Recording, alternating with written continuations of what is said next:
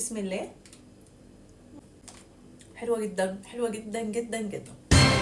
لو عاوز تخسر 10 كيلو من وزنك واكتر وتظبط مقاسات هدومك هقولك على حاجات اوعى تعملها.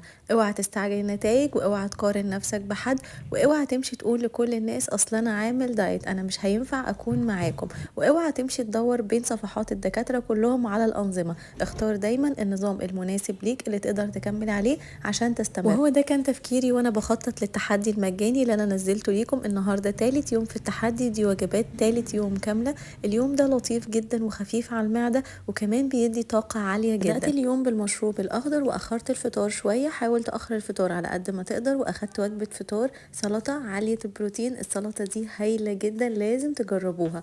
وطول اليوم كان معايا إزازة المية ديتوكس.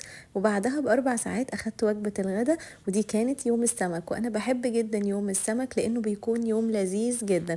النهاردة اخترت الفيليه، ممكن تختار أي نوع تاني، وعملته في الفرن مع الخضار. واخدت معاه طبق سلطة خضراء، وبعدها على طول اخدت مورينجا. اليوم النهارده لطيف وخفيف عشان كمان كلنا اجازة. وكمان الاولاد ساعدوني بان احنا نعمل كبسة مانجا واخدناها في العشاء، كانت لذيذة جدا. هي كانت محشية على فكرة زبادي يوناني ودارك تشوكلت، لازم تجربوها. وبالمرة حضرت الفطار اللي هاخده بكرة في التحدي، وده هيكون فطار رابع يوم في التحدي المجاني. لو مهتم بالتحدي اكتب لي كلمة تحدي تحت، وما تنساش تعملي فولو، هيوصلك التحدي كامل.